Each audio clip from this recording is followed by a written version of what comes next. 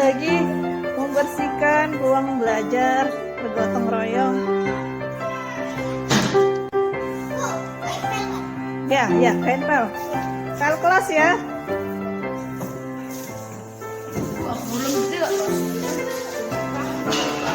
Ini membersihkan ruang kelas ya, gotong royong ya.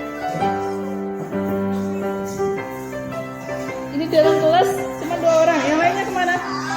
Di luar. Tapi di luar ya?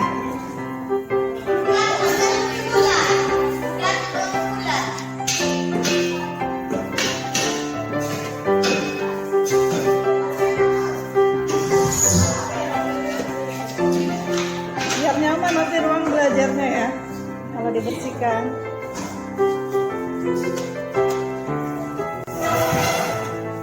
Semangat membersihkan ruang kelas. Capek nggak? Nggak ya? Ikhlas ya melakukannya ya. Ini lagi ngepel ya, biar bersih ruangannya, jadi nyaman kan?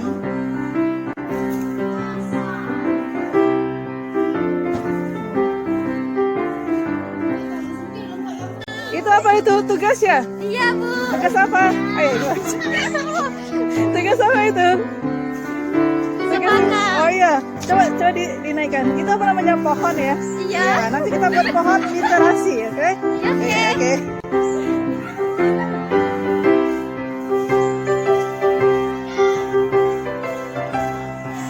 Nah, ini sedang bergotong royong membersihkan halaman ya, ruang belajar biar nyaman nanti belajarnya. Baju-baju ini ya. Nah, ini pakai seragam pramuka ini.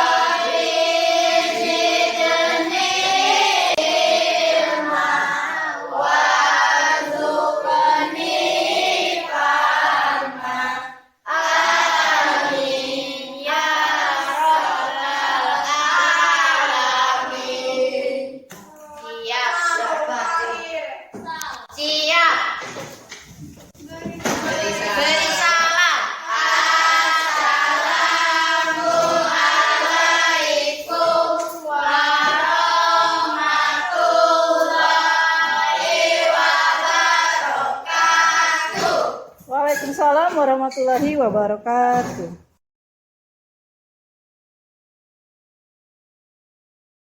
Sekarang kita buat kesepakatan kelas ya, keyakinan kelas.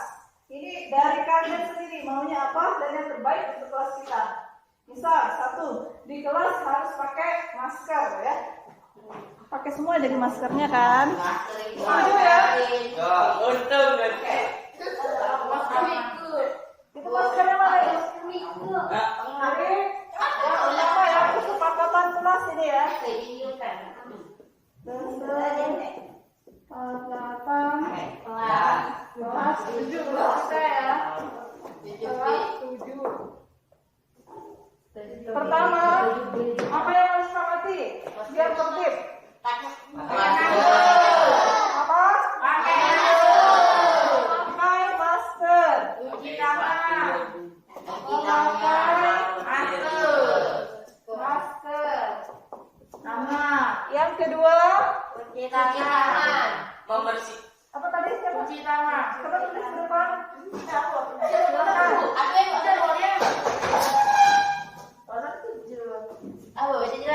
Ya, cuci tangan ya.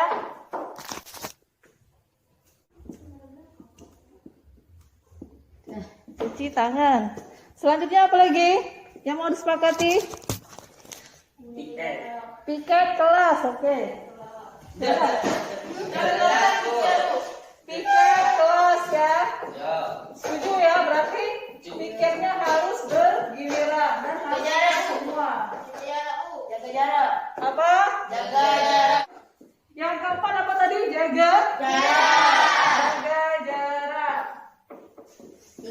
Terus apa lagi? Baru ibu tadi. Ada lagi nggak? Aku. Kesepakatan di kelas kita dengan musuh sekolah juga. Apa? Belajar. Apa? Belajar. Belajar. Jangan berantem. Jangan berantem. Benar. Jangan berantem. Jangan ribut tuh. Mantap itu. Jangan ribut. Jangan berantem. Keenam, Jangan jangan ribut. ribut. Jangan lupa bawa buku. Jangan ribut. Buku ketika belajar. Yang kalau buku udah dibawa sama anak belajar ya. Itu siapa? Jangan lupa bawa buku. Belajar. Jangan lupa Buku pena bu. bawa buku. Dan pena. Bawa Paket. buku untuk belajar ya. Pena. Budak itu lupa Belajar. Iya. Jangan lupa bawa apa tadi? Pena. Mau apa lagi? Apa?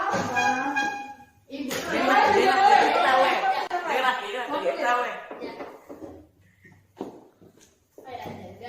Mau dipakai kacamata nggak apa-apa? Ya, orang kayak. Jangan lupa bawa pena. Ya.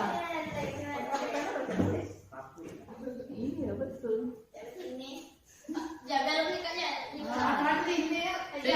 Ada lagi yang lain? Kalau sudah silakan tuh. Ada lagi yang lain? Silakan. Mematuhi minta guru. Mematuhi. Minta guru. Iya, silakan tulis. Allah kau. Nah kau. Mematuhi minta dulu. Tuh. Pakai apa tuh? Sedikit kan? Nah,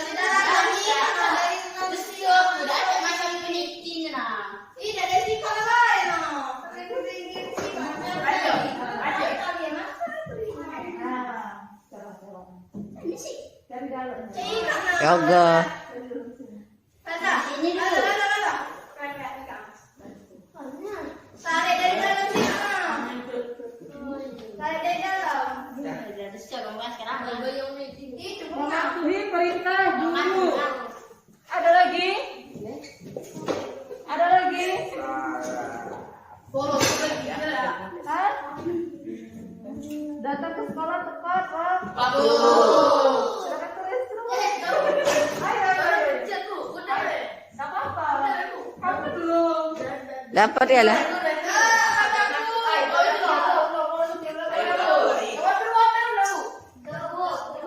Ada yang mau? Tuh. Lihat. Boleh tuh. Datang ke sekolah tepat, Pak. Oh. Datang ke sekolah tepat waktu ya. Jadi ke sekolah pakai sepatu warna Kita. sepatu Pakai warna tambah cika. tidak warna hitam. Rambut, Bu. Rambut. Rambut ya betul. Rambut harus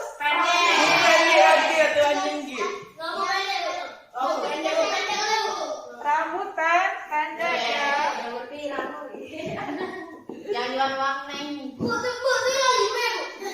Iya ya. Kita ganti nomornya ya, lanjutkan. Ya rambutnya berwarna pendek. Untung gue ini. Ada lagi yang mau ditambahkan? Rambut kalau mau keluar izin dulu. Boleh sih ya. Makrit. Kalau mau keluar, iya. Keluar banget.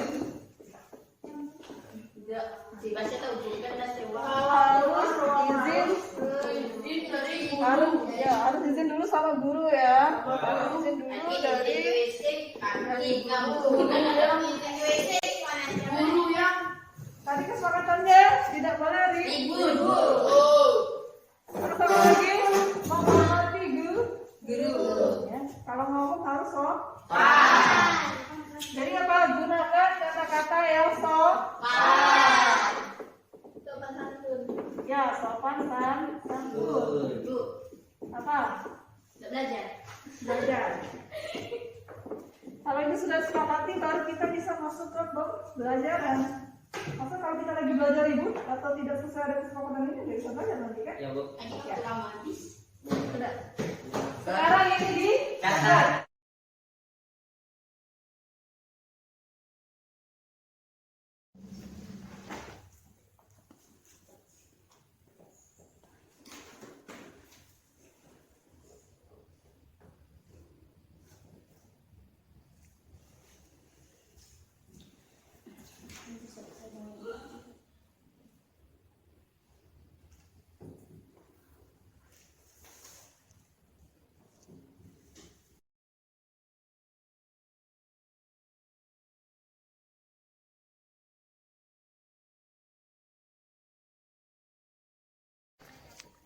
Saidin, tadi sudah dari Bu Astri ya. Tadi kamu tidak pakai sepatu.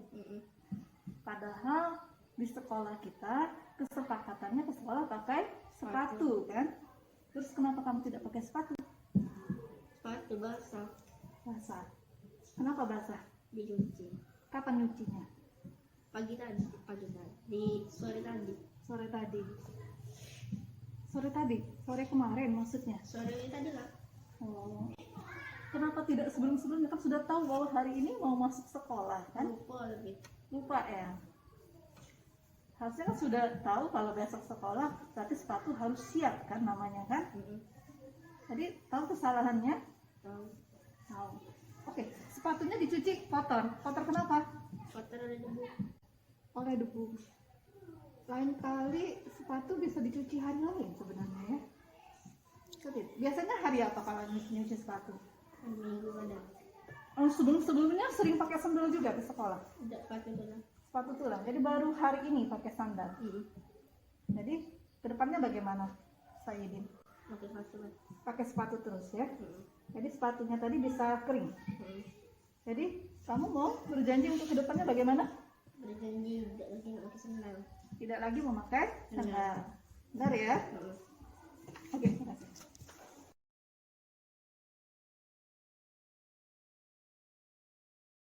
Tadi kami pakai sepatu warna putih.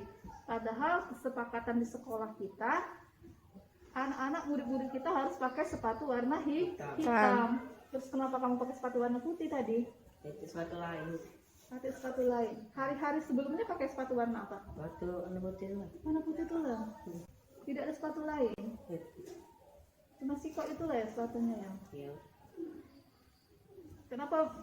Coba ceritakan dulu dari awalnya. Kenapa sepatu putih? Sepatu lain. Itu tenang satu. Dari pertama masuk sekolah. Iya. Beli sepatu kenapa tidak sepatu warna hitam belinya? Di awal. Kan tunjukan uang itu. Dikasih orang. Jadi kedepannya maunya gimana?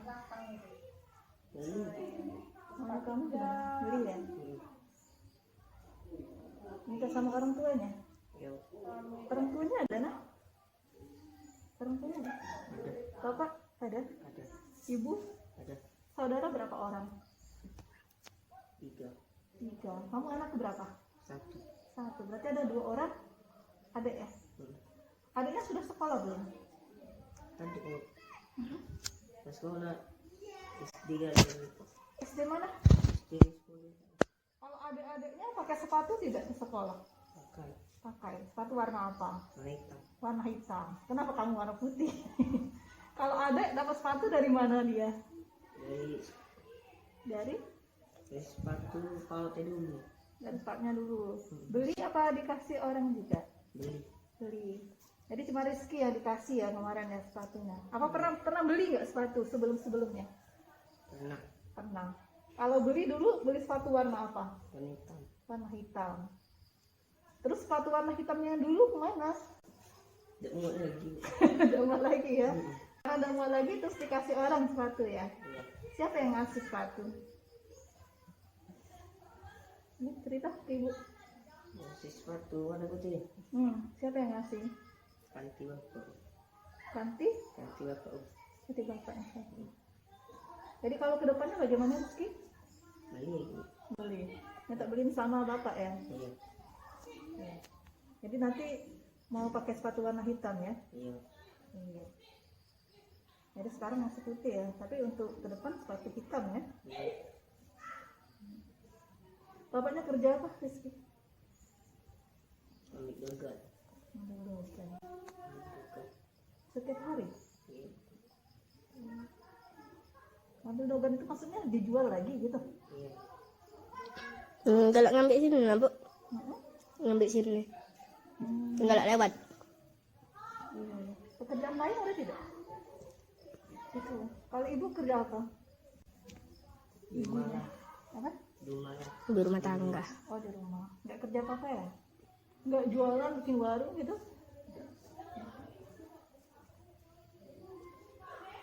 Jadi ke depan bisa ada sepatu warna hitam. Bisa. Saya. Terima kasih ya.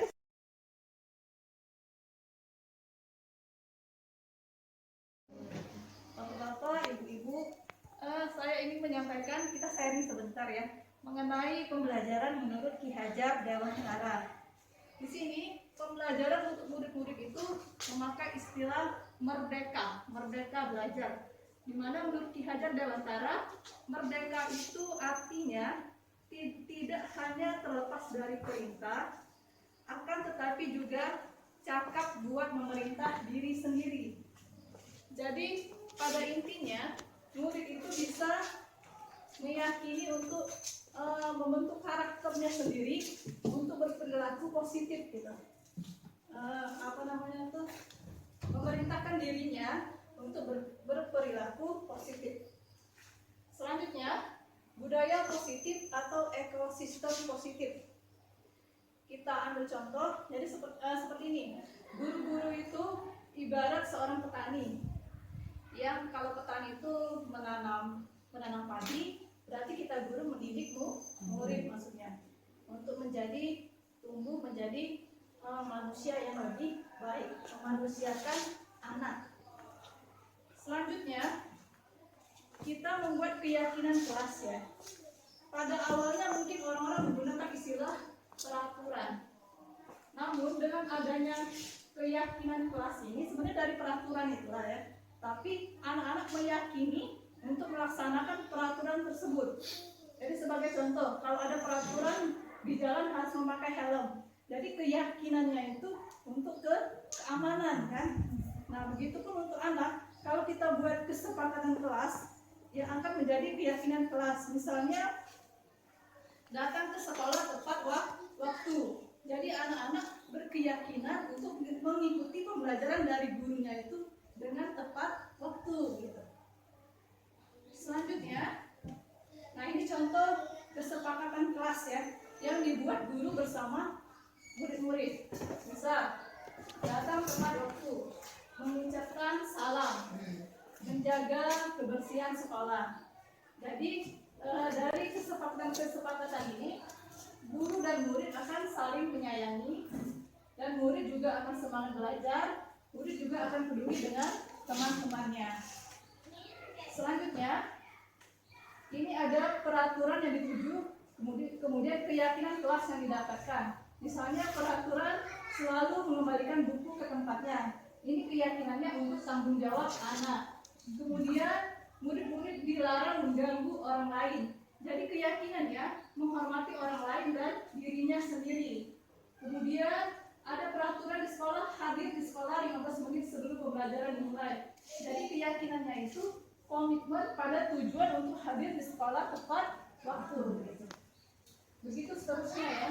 Misalnya gunakan masker. Ini kan keyakinannya untuk kesehatan anak sendiri atau kesehatan muridnya sendiri. Selanjutnya, ini ada perbedaan hukuman dan sanksi. Jadi ada perbedaan antara hukuman dan sanksi ya. Kalau hukuman itu sesuatu yang menyakitkan dan harus terjadi. Sedangkan sanksi sesuatu memang sudah disepakati akan terjadi. Kemudian kalau kita guru menggunakan hukuman, ini bisa membuat anak sakit. Sakit itu bisa fisik maupun sakit hati. Kemudian kalau sanksi, anak memang merasa tidak nyaman, tapi setelahnya dia akan selesai pada saat itu. Kedepannya dia sudah tahu ini kan kesalahannya, ini sanksinya gitu. Beda dengan hukuman. Selanjutnya, kalau hukuman itu paksaan, Sedangkan kalau sanksi sifatnya stimulus dan tanggapan. Kemudian kalau hukuman mendorong anak untuk menyakiti dirinya sendiri. Sedangkan kalau sanksi mendorong anak agar mudah menyelesaikan diri. Kemudian hukuman juga bisa membuat murid marah, punya rasa bersalah, dipermalukan dan merasa tak dihargai.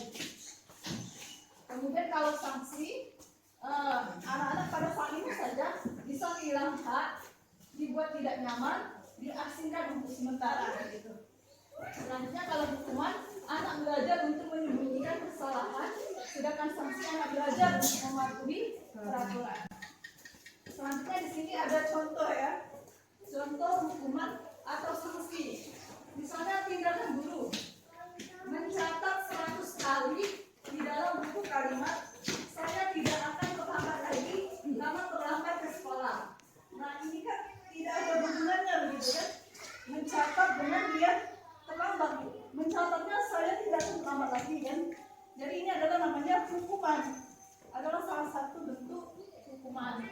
Kemudian yang kedua, lari mengelilingi lapangan basket 2 kali karena terlambat hadir di sekolah.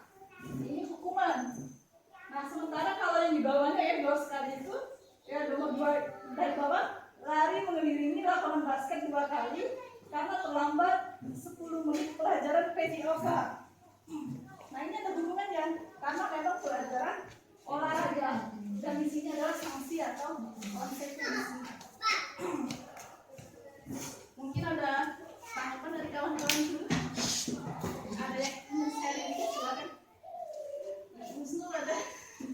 Atau ada yang mau ditambahkan juga silakan. Pendidikan yang di kampus ya diajar dengan kan yang membuat anak itu bukan diperintah tapi melakukan sendiri.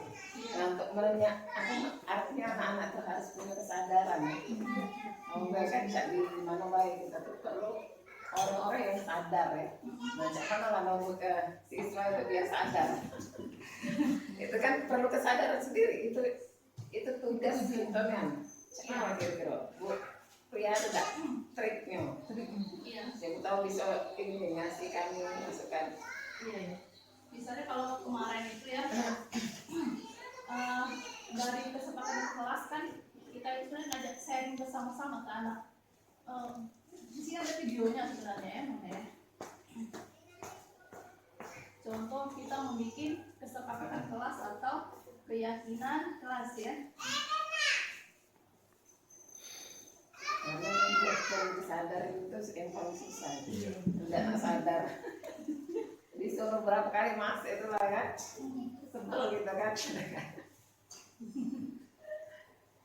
Kalau dia udah sadar tadi.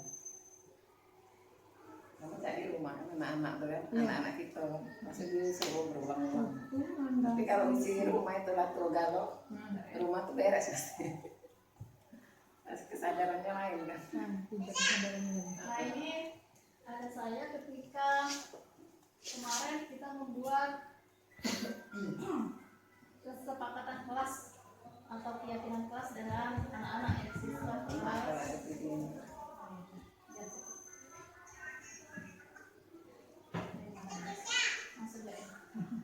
Nah ini ada suara dikurangin nih, harus ada ini ya sekarang. nah Speaker tambahan. ya. Jadi kita bersama anak-anak itu membuat kesepakatan kelas. Kita harus pakai masker. Berarti kalian setuju kan? Jadi ada mereka sepakat juga gitu. Dari awal juga kesepakatan. Jangan lucu-lucu kita bisa mengenal macam ini. Kalau dulu kan sekolah langsung ngasih peraturan kan, peraturan harus pakai sepatu putih, sepatu hitam misalnya kan. Nah ini kita buat kesepakatan dulu. Pada akhirnya memang jadi peraturan. Tapi kita buat kesepakatan. Jadi anak-anak bisa timbul kesadaran. timbul kesadaran. Kita menumbuhkan kesadaran pada Jadi menghindari dari hukuman tadi ya. iya. Jadi kalau ada yang tidak mentaati, ujung-ujungnya adalah sanksi. Jadi kita sudah kesepakatan. Nah, jadi sanksi bukan langsung kita menghukum. Oh iya, caro aku ya. Caro gitu ya. Tapi memang salah lah, kadang-kadang sudah langsung ditetapkan tanpa anak itu diberikan kesempatan untuk ngomong. Ya, Benar. oh iya.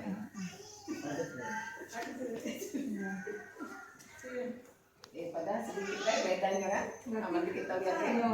Kita lihat anak itu coba sadar dulu. Iya, ditanya dulu, kira-kira saya ini kayak mana. Nanti kita kasih sanksi apa? Iya.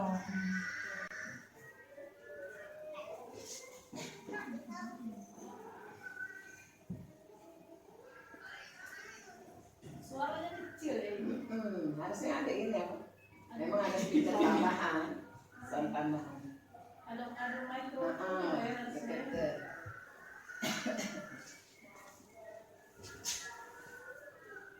Jangan berantem. Jadi mereka sepakat dengan berantem. Jangan saling mengganggu. Jadi mereka sudah tahu, oh tidak boleh saling ganggu gitu. Jadi pada intinya anak-anak sudah tahu, tidak boleh ini, tidak boleh itu. Ya. Jadi buat kesepakatan lebih bagus. Iya, lebih bagus. Kami sudah, oh kau yang lain mah kita sudah melanggar. Kesalahan dia itu lah pasti. Oh iya. Jadi mereka otomatis tidak tersakiti. Karena dari benar ya hukuman sanksi. Sekarang kita lanjut dulu ya. Tadi sampai di perbedaan hukuman dan sanksi. Sekarang kita lanjut ke 5 posisi kontrol. Jadi ada 5 posisi kontrol yang diterapkan seorang guru, atau bisa jadi kita sebagai orang tua, atau bisa juga dari atasan pada bawahan. Bisa dari kepala sekolah pada guru, bisa juga Pak. Boleh. Ya. Misalnya pertama ini penghukum ya. Seorang penghukum bisa menggunakan hukuman fisik maupun verbal. Nah, ini yang hukuman tadi. Orang-orang yang menjalankan posisi hukum senantiasa mengatakan bahwa sekolah memerlukan sistem atau alat yang dapat lebih menekan murid-murid lebih dalam lagi. Ini kalau bentuk hukum ya. Jadi kata-katanya itu biasanya kasar, patuhi aturan saya atau awas, kamu selalu saja salah. Ini penghukum. Guru senantiasa percaya hanya ada satu cara agar pembelajaran bisa berhasil, yaitu cara diam, cara guru. Ini kalau penghukum. Kemudian ada juga pembuat orang merasa bersalah. Pada posisi ini biasanya guru akan bersuara lebih lembut. Membuat orang merasa bersalah akan menggunakan keinginan yang membuat orang lain merasa tidak nyaman, bersalah, atau rendah diri. Ini ya, ibu sangat kecewa sekali dengan kamu. Itu contoh kalimatnya. Kemudian berapa kali bapak harus memberitahu kamu ya. Kemudian di posisi ini murid akan memiliki penilaian diri yang buruk tentang diri mereka. Karena murid merasa tidak berharga dan telah mengecewakan orang-orang yang disayanginya. Ini kalau kita posisinya sebagai pembuat orang merasa bersalah, membuat murid itu merasa bersalah atas kelakuannya. Kemudian ada lagi guru yang menganggap murid itu sebagai teman. Nah, guru pada posisi ini tidak akan menyakiti murid, namun akan tetap berupaya mengontrol murid melalui persuasif. Ya. Tapi ada hal negatif dari posisi teman adalah bila suatu saat guru tersebut tidak membantu murid, maka dia akan kecewa. Biasanya kalau sebagai teman ini, murid hanya tergantung pada guru tersebut saja, sementara pada guru lain tidak. Dan dia juga akan menganggap guru itu sebagai temannya. Ini agak negatif sebenarnya. Jadi kurang ajar kan? Ada nyengek kalau istilah kita kan, nyengek dengan guru itu. Selanjutnya ada juga guru itu sebagai monitor atau pemantau. Memonitor berarti mengawasi. Ini bisa juga ya. Seorang pemantau sangat mengandalkan perhitungan, catatan, data yang dapat digunakan sebagai bukti atas perilaku seseorang. Posisi ini akan menggunakan stiker, slip catatan. Biasanya kayak ini kita gunakan dalam buku piket ya. Bisa juga ini monitor atau pemantau kesalahan anak. Sebenarnya kamu tidak bawa ini, dicatat di buku piket. Selanjutnya ada lagi yang terbaik, ini adalah manajer. Nah ini yang paling bagus yang digunakan. Karena di sini kita itu saling istilahnya meminta pertanggungjawaban anak atas kesalahannya. Pada intinya begitu. Jadi manajer ini adalah posisi mentor, di mana guru berbuat sesuatu bersama dengan murid, mempersilahkan murid mempertanggungjawabkan perilakunya, mendukung murid agar dapat menemukan solusi atas permasalahannya sendiri. Jadi ini guru itu berdiskusi dengan anak, mengapa ini bisa terjadi begitu? Apa alasannya? Jadi ini ngomong secara pendekatan istilahnya ya, manajer. Mungkin di sini ada contohnya ya, secara manajer ya. Yang waktu video ini.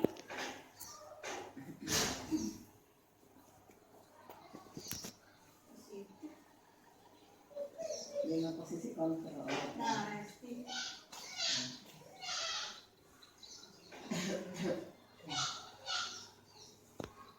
ya 5 posisi kontrol. Nah ini lebih kepada manajer sebenarnya. Karena kita mengajak anak, ini kan kasusnya kan dia ini memakai sandal atau sekawan. Jadi ditanya alasannya itu mengapa memakai sandal? Katanya sepatunya basah. Jadi kita ada permasalahan, ada pembicaraan gitu kan.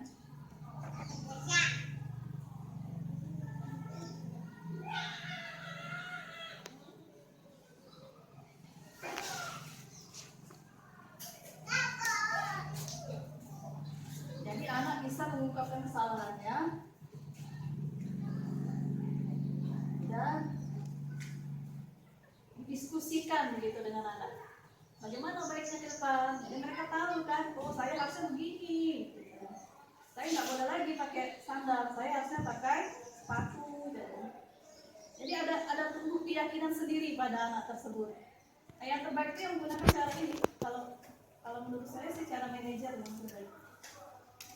Karena kita ada pendekatan persuasif dengan anak, agar mereka itu benar-benar dapat berubah ke arah yang positif dibandingkan dengan cara kita langsung menghukum seperti yang tadi kan. Begitu ya. Kalau nanti ya, videonya di share di YouTube, di like dan subscribe aja.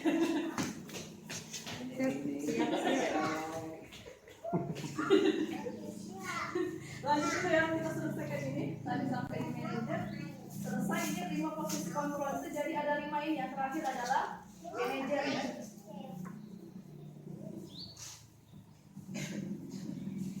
Selanjutnya restitusi. Nah ini ada juga. Restitusi adalah proses menciptakan kondisi bagi murid untuk memperbaiki kesalahan mereka, sehingga mereka bisa kembali kepada kelompoknya mereka dengan karakter yang lebih kuat. Maksudnya kembali ke kelompok yang positif. Ciri-ciri restitusi, nah sebenarnya yang tadi itu dengan cara manajer juga menggunakan cara restitusi ya, yang video tadi itu ya.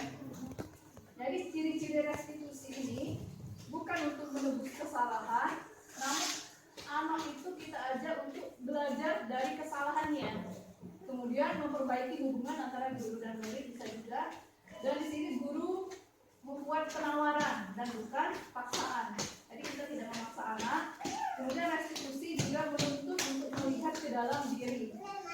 Jadi restitusi mencari kebutuhan dasar yang mendasari tindakan.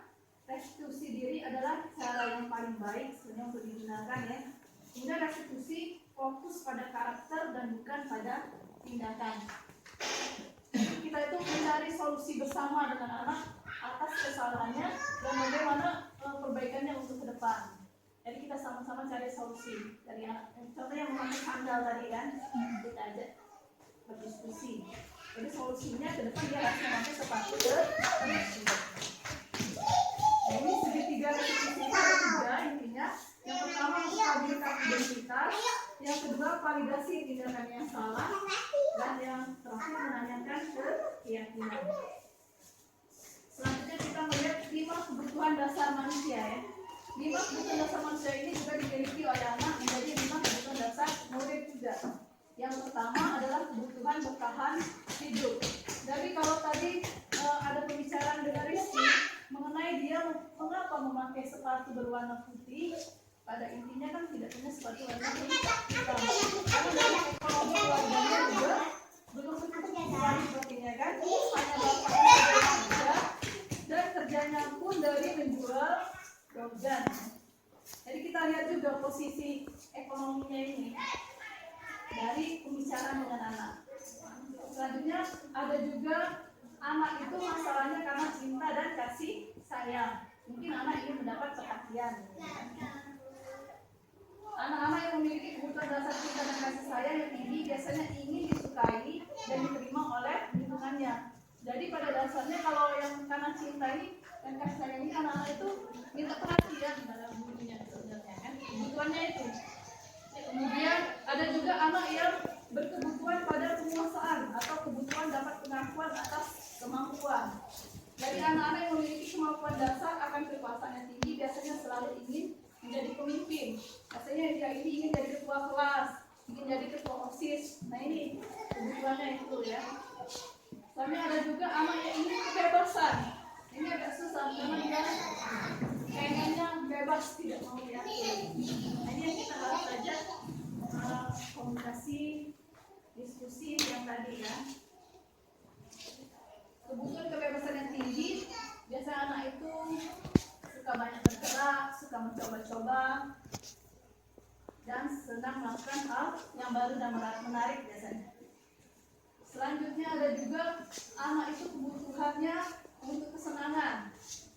Kebutuhan untuk mencari kesenangan ini biasanya dia ribut dari kelas tertawa. Bayangkan hidup tanpa kenikmatan, tanpa menyedihkan. Jadi anak-anak dengan kebutuhan dasar kesenangan yang tinggi biasanya ingin menikmati apa yang dilakukannya. Mereka juga konsentrasi tinggi saat mengerjakan hal yang disenangi. Jadi kita biasanya kalau anak yang sudah kesenangan ini, pembelajaran juga itu apa salahnya sekali-sekali kita buat menyenangkan juga. Mungkin dengan buat media pembelajaran mungkin ya, atau media pembelajaran. Oke, itu saja. Terima kasih sharingnya.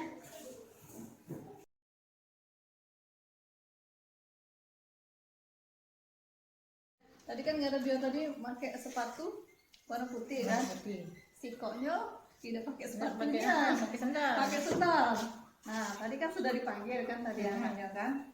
Ditanya, ngapa pakai sendal ini? Kata dia, sepatunya itu basah.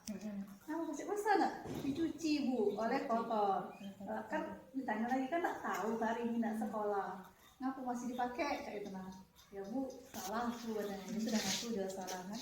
Terus kita ajak ngobrol kan, diskusi cak cari Pak Joko ini kan. Kita jadi sini, jadi cak mana kau nak ke depannya? Ya bu, nak berubah kata dia, pakai sepatu terus ke sekolah. Cak itu tadi. Nah, terus yang pakai sepatu warna putih tadi, si siapa? Rizky ya tadi. Rizky, katanya pakai sepatu hitam.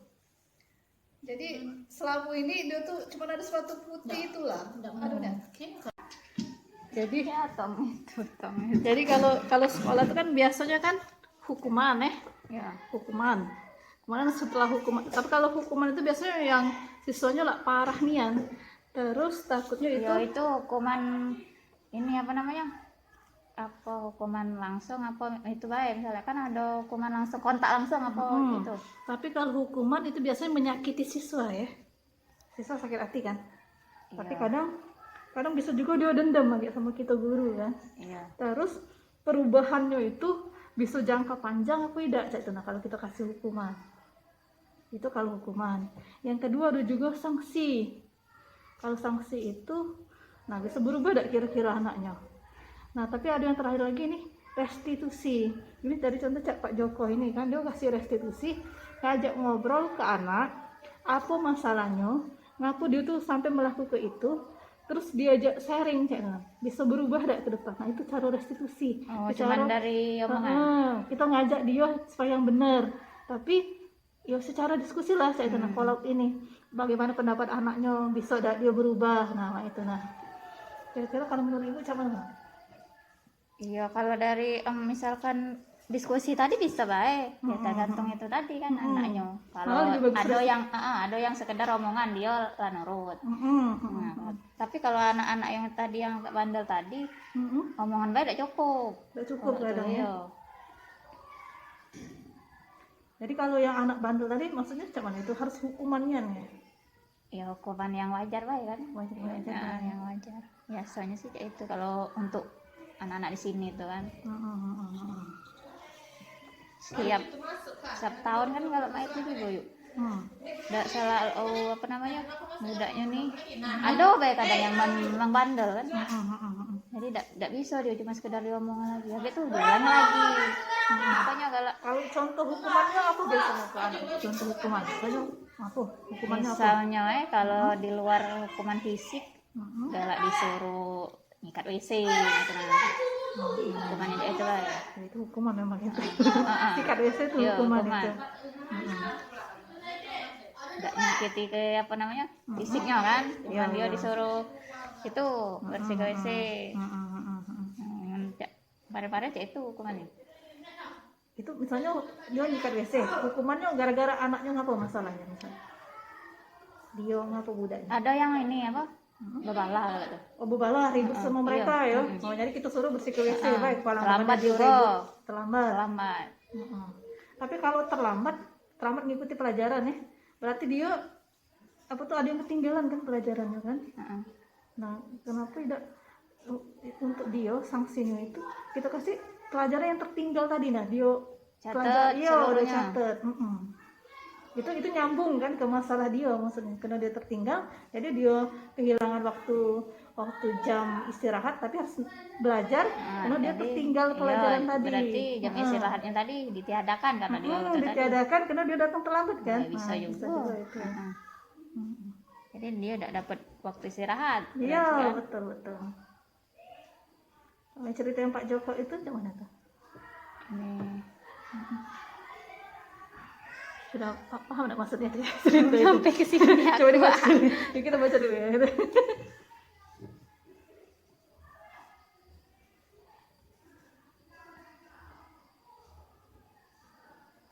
Lemparan nenek dia nih makanan.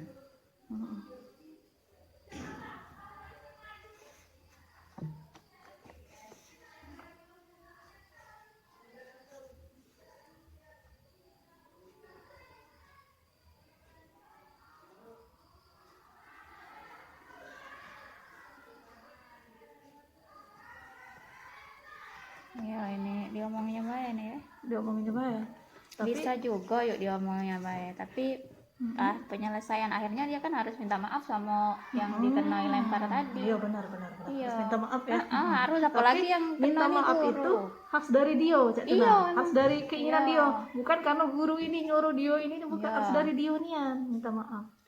Kan ini tadi si Pak Joko ini kan sudah diomong kenyo, sudah dinasehati juga lain kali jangan diulangi ya.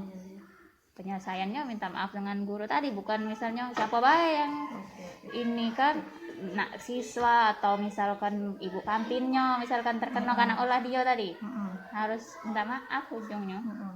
Cak siswa gitu tadi ya, ada yang pakai sendal kan ya, Iya. ada yang pakai sepatu hitam kan, sepatu putih, Iya. sepatu warna putih. Harusnya kita kesepakatan sekolah kita kan warna Hitam. hitam kan, jadi dipanggil tadi kan, kira-kira ngapa dia pakai sepatu, kasusnya lah kita ngomong Iya. kan, kira-kira ngapa pakai sepatu warna putih Kok kan? pakai sendal? Katanya yang putih tadi pakai sepatu warna hitam katanya, ngapa pakai? Tidak beli katanya kan. Jadi sepatu putih itu dapat tunjukan uang katanya dikasih orang kan. Kenapa dia tidak beli apa ada dananya? Belum tahu kita ya, kita tidak sampai ke sana tadi. Jadi kita minta pendapat dia dewek cak mano nyelesai ini. Jadi kedepannya cak mano kau cak itu nah kan. Kedepannya Kan itu keinginan. kan aturan sekolah kan begitu kan. Tapi akhirnya dia jawab dewek tadi ya bu, aku beli dewek. Nah berarti ada keinginan dia nak berubah kan. Ya, aku beli katanya sepatu warna hitam, bisa beli bisa kayak itu lah ada tadi ngomong. Nah sikoknya pakai sendal tadi ya. Nah pakai sendal tadi ini kata sepatunya dicuci basah. Jadi kedepannya cak mana ya katanya dia berubah kayak pakai sepatu terus untuk ke depan. Itu emang karena sendalnya sepatunya basah tadi. Alasannya kali, sepatunya iya, basah. Ketik sepatu ganti. Jadi yang sendal ya. Iya, sepatu galau kan dia Iya. sendal dewek. Iya. Kita ambil dulu videonya selesai. Ya Haidin, berarti kamu sudah pakai sepatu ya hari ini ya? Coba kakinya lihat. Sepatu warna hitam. Rapatkan. Mantap ya. Warahmatullahi wabarakatuh. Ini tadi sudah di-share ya di grup, jadi kita bisa lihat di grup mengenai budaya positif di sekolah. Jadi untuk ke depan ini kita mengganti peraturan sekolah itu menjadi kesepakatan kelas dan kesepakatan sekolah itu. Jadi kalau kesepakatan kelas itu kita buat dengan murid-murid itu semacam kesepakatan kelas, misalnya kalian harus memakai sepatu hitam gitu kan. Kemudian yang kedua, murid-murid juga diminta pendapatnya, ke sekolah harus datang tepat waktu, ke sekolah memakai masker gitu. Nah terus untuk selanjutnya ini bisa dilihat juga di grupnya itu ya, di YouTube-nya itu mengenai posisi kontrol kepada siswa kan. Nah posisi kontrol ini yang pertama itu ada ya sebagai penghukum. Kalau penghukum itu kita membuat hukuman kepada siswa, biasanya hukuman itu dapat berupa fisik atau juga berupa verbal. Kalau verbal itu kata-kata kasar biasanya kan. Namun kalau hukuman ini bisa membuat anak itu menjadi bisa dendam nanti kepada gurunya gitu kan. Murid juga bisa menendam, kemudian bisa bersifat jadi agresif kayak gitu. Terus yang kedua, membuat orang lain merasa bersalah. Jadi kita juga bisa membuat anak itu merasa bersalah. Namun di sisi lain akibatnya anak ini juga akan merasa tertekan nantinya ke depannya ya. Nah selanjutnya ada yang juga kita menganggap anak itu, murid itu sebagai teman. Tapi kalau sebagai teman ini akibatnya murid itu menjadi ketergantungan dengan kita. Tapi belum tentu dengan guru lain saya kena. Dia cuma nurut dengan kita, belum tentu dengan orang lain, dengan guru yang lain. Terus kita dianggapnya kawan dia. Kurang bagus juga sebenarnya kepada teman. Iya. Ya. Nah, terus ada lagi yang sebagai pemantau. Jadi setiap dikit-dikit ada yang salah, kita panggil, kita salah ya. Nah, itu salah kayak gitu. Nah, ini ada juga sifat sebagai pemantau ini. Tapi anak-anak jadi lebih hati-hati kan kalau memantau. Terus ada juga yang lebih ini lagi, yaitu sebagai manajer. Kalau sebagai manajer kita menganggap anak itu kita suruh berpikir sendiri gitu. Berpikir sendiri, memiliki keyakinan sendiri bagaimana seharusnya melakukan yang terbaik itu. Jadi kita wawancara ke dia, kita berdiskusi dengan dia, apa yang sebaiknya nak.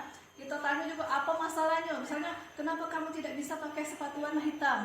Nah, jadi di situ kan dia bisa jelas ke, oh mungkin karena ekonomi keluarganya mungkin ya, dia kesulitan membeli sepatu warna hitam.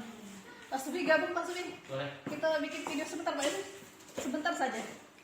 Nah, restitusi itu adalah cara menanamkan disiplin positif pada murid sebenarnya. Kemudian restitusi bukan untuk menebus kesalahan, namun untuk belajar dari kesalahan. Jadi anak-anak itu belajar dari kesalahannya itu. Jadi kedepannya bagaimana dia harus berbuat benar. Kemudian restitusi adalah tawaran kepada anak, tapi bukan paksaan. Jadi sesuai kemampuan anak gitu. Kemudian restitusi menuntun untuk melihat ke dalam diri anak. Terus kebutuhan dasar yang mendasari tindakan. Dan restitusi ini fokus pada karakter namun bukan pada tindakan, dan restitusi ini menguatkan keyakinan anak untuk berlaku benar. Restitusi juga fokus pada solusi. Jadi kita cari jalan keluar pada anak itu, sama-sama cari jalan keluarnya. Misalnya seperti anak yang kemarin kan tidak punya sepatu warna hitam. Jadi kita cari sama-sama solusinya bagaimana gitu. Selanjutnya kita juga harus paham mengenai setiap orang ini kan punya kebutuhan, dan anak pun punya kebutuhan. Kebutuhan itu kebutuhan dasar manusia ya. kebutuhan Pak Subi itu bisa dilihat di grup ya, sudah bisa di grup. Jadi kebutuhan dasar anak itu ada kebutuhan untuk bertahan hidup. Jadi kalau kebutuhan bertahan hidup ini lebih ke ekonomi sifatnya. Nah, ada juga yang kebutuhan akan cinta dan kasih sayang. Jadi siswa ini, murid ini biasanya kalau kebutuhan akan ini dia minta perhatian pada guru. Kadang berbuat salah itu hanya untuk meminta perhatian. Kemudian penguatan, ada penguasaan. Nah, kalau penguasaan ini anak itu pengen dia yang paling power di depan. Maksudnya pengen yang nomor 1. Nah, itu dia ingin menunjukkan, dia ingin menonjol. Ini namanya keinginan penguasaan. Biasanya ini yang apa namanya tuh ambisinya tinggi ya. Biasanya dia pengen jadi ketua OSIS, pengen jadi ketua kelas. Nah, ini yang namanya kebutuhan penguasaan. Kemudian ada juga anak yang pengen yang kebutuhannya itu akan kebebasan. Kebebasan ini susah diatur, biasanya dia pengen bebas ngobrol, bebas ini. Nah, ini yang perlu tuntunan dari kita kan. Anak-anak dengan kebutuhan ini menginginkan banyak pilihan biasanya. Dia ingin mencoba-coba hal yang baru.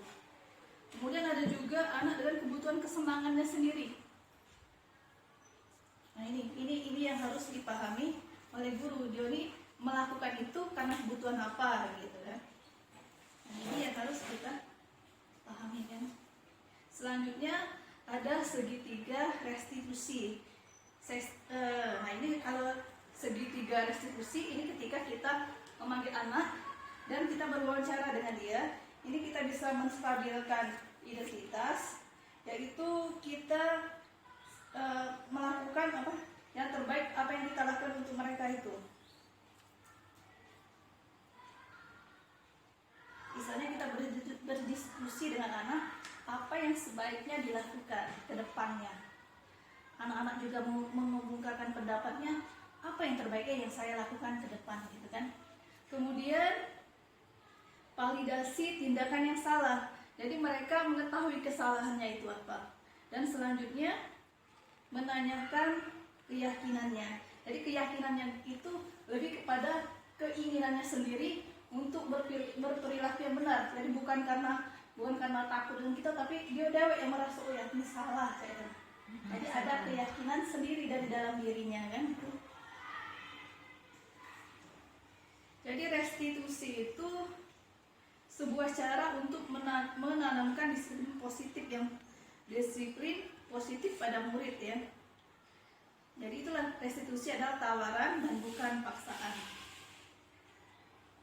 Bapak Ibu tadi sharing sedikit kita mengenai budaya positif di sekolah dengan penerapan restitusi, dengan membuat kesepakatan kelas, kesepakatan di sekolah gitu. Ini sebagai bentuk dari peraturan sebenarnya, peraturan sekolah, tapi kita ganti dengan kesepakatan kelas dan kesepakatan sekolah. Dan bagaimana menerapkan restitusi untuk budaya positif. Ya baik, terima kasih Bapak Ibu ya. Assalamualaikum warahmatullahi wabarakatuh.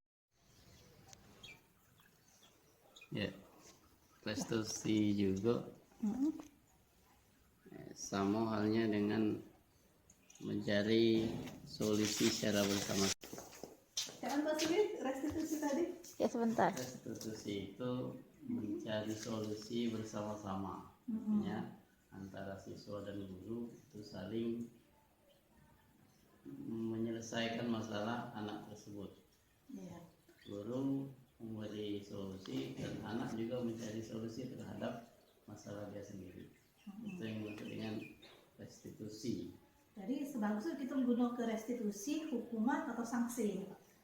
Untuk zaman sekarang itu karena kita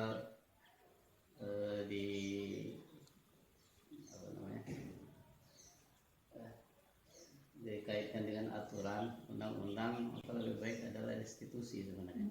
Anak-anak itu lebih, karena restitusi itu juga untuk menyadarkan anak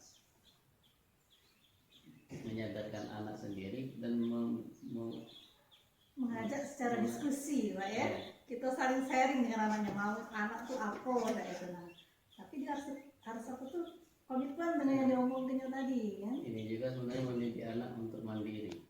Oh iya benar. Jadi dia bisa dia buat masalah dan bisa menyelesaikan masalahnya sendiri. Jadi guru itu hanya membantu memotivasi untuk menyelesaikan masalah anak itu. Iya, betul. Mantap ya Pak. Deh. Assalamualaikum warahmatullahi wabarakatuh. Waalaikumsalam warahmatullahi wabarakatuh. Nah sekarang ini program dari Guru Mitra bahwa kita disuruh membuat komunitas praktisi guru-guru SMP Negeri 3. Di sini kita membuat budaya peduli lingkungan. Maksudnya peduli lingkungan itu kita membiasakan anak-anak maupun dari kita sesama guru juga untuk membiasakan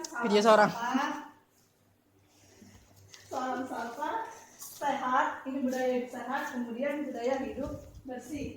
Dan telah kita lakukan selama ini ya, dengan kegiatan bersih-bersih juga. Kemudian ada teknologi informasi.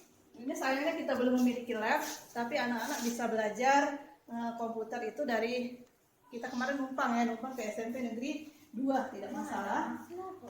Atau juga anak-anak bisa belajar di rumah. Kemudian religius ini mengenai keagamaan. Dan selanjutnya ada literasi dan numerik ya. Literasi ini ya termasuk yang sudah kita lakukan, yaitu mengenai pohon literasi, kemudian perpustakaan itu termasuk literasi yang sudah kita lakukan. Kodrat dibayar.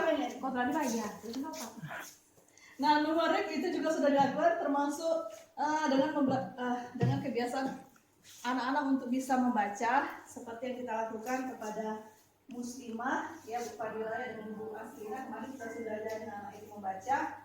Kemudian ada juga hitung-hitungan.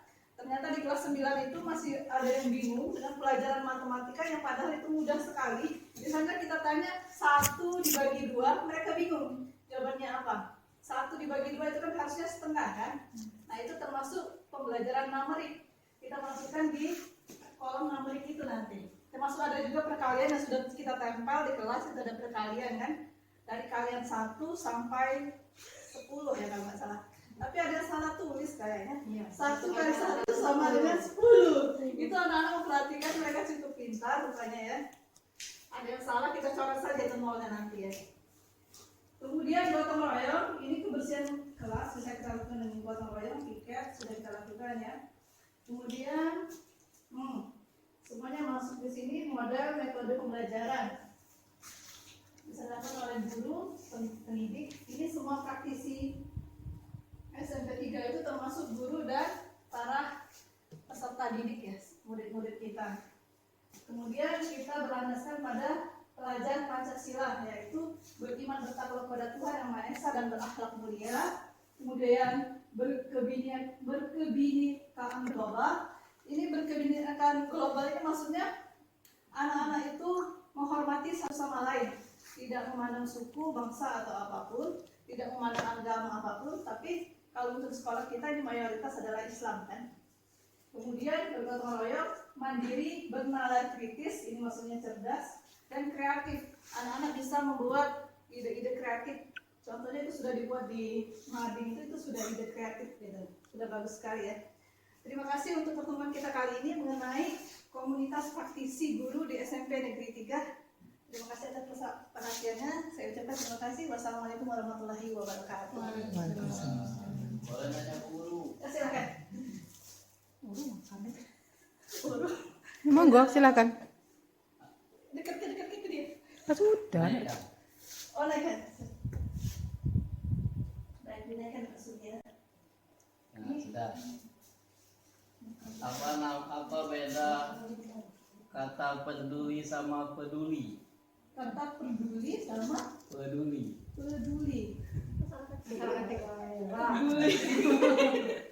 Peduli sama peduli, ada R dan ada tidak ada R ya Pak ya. Itulah bedanya. Emang begitu atau? Tapi kalau menurut saya sama sih, ada guru bahasa Indonesia Pak. Peduli. Benar peduli. benar pakai R apa benar tidak pakai R Ibu Anis? Nanti saya perbaiki kalau salah ya. Peduli. Ini yang Pak tadi peduli apa ini? Yang ini peduli apa peduli? Peduli itu Budaya maksudnya peduli. ejaan bahasa Indonesia itu bagaimana Ibu Anis? Yang benernya apa? Peduli apa peduli? Peduli lingkungan. Peduli lingkungan. Peduli. Peduli lingkungan apa peduli ya? Peduli. Peduli benar ya? Jadi ini sudah benar ya, peduli ya? Peduli ya? R-nya dibuang jadi peduli. Artinya cuma Cuman kelebihan. salah pengertian aja. Bukan ada perbedaan makna bukan ya. Terbaik ya, salah jadi peduli ya. Tapi benar ya Pak Ansri ya, ini langsung ke guru bahasa Indonesia nih. Bahasa Indonesia tidak tahu. Iya ya Pak. Jadi guru bahasa Indonesia lebih ahli biasanya untuk ejaan proklamasi yang baik dan benar. Ada lagi nggak Pak yang salah kira-kira mau diperbaiki nih kalau salah? Budaya peduli lingkungan. Arti maksudnya? Lingkungan itu termasuk itu, maksudnya Maksudnya? lingkungan yang salam sapa, lingkungan yang sehat, lingkungan yang bersih, lingkungan religius, lingkungan anak-anak yang cinta dengan teknologi informasi, yang menguasai teknologi informasi, kemudian juga literasi dan numerik. Ya, Masuk lingkup dari budaya peduli lingkungan ya tadi. benar, termasuk lingkup itu. Masuk ke Yang dia lagi tuh. 8 gitu nanti. Hah? 8 maka ruang lingkupnya ya. Berarti kita kalau sudah sehat, bersih, religius, sudah menggunakan literasi, berarti kita sudah budaya peduli lingkungan. Oke. Sip. Kalau kita jangan lupa, kita juga ke profil pelajar Pancasila ini. Pada intinya nanti kembali ke sini nanti. Kan semuanya kan masuk di sini. Pelajar Pancasila itu beriman bertakwa kepada Tuhan Yang Maha Esa, itu kan masuk ke religius tadi kan? Religius tadi. Religius ini kan? Ya. Kemudian yang bernalar kritis, bergotong royong, sudah masuk. Bernalar kritis bisa masuk di teknologi informasi juga karena anaknya kreatif dan literasi, bisa akan membuat anak-anak bernalar kritis nantinya. Ini yang digerakkan itu ini sebenarnya ya, yang profil pelajar Pancasila. Ini ya, pada ujung nanti ke sini arahnya. Ini sudah masuk ke ini ya. Profil pelajar Pancasila. Kalau sudah perhatikan sudah masuk ke visi sekolah ya. Benar, visi sekolah. Nah, bisa ya. Benar. Mengacu pada visi sekolah. Iya, mengacu ke situ. Oke. Oke.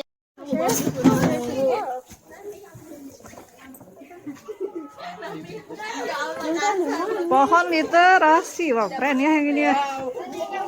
Wah mantap Mak. Siapa yang buat? Ibu Ansri, coba jelaskan mengenai apa ini ya? Majalah dinding ya, coba ceritakan. Menjelaskan memasang majalah dinding untuk kegiatan ekstrakurikuler anak. Literasi. Untuk kegiatan literasi. Kegiatan literasi anak. Ya. Ini yang kita amati ada macam-macam karya sastra, ada puisi, ada cerpen, ada pidato, kaligrafi dan tips-tips untuk siswa supaya jadi pengetahuan anak. Coba jalan.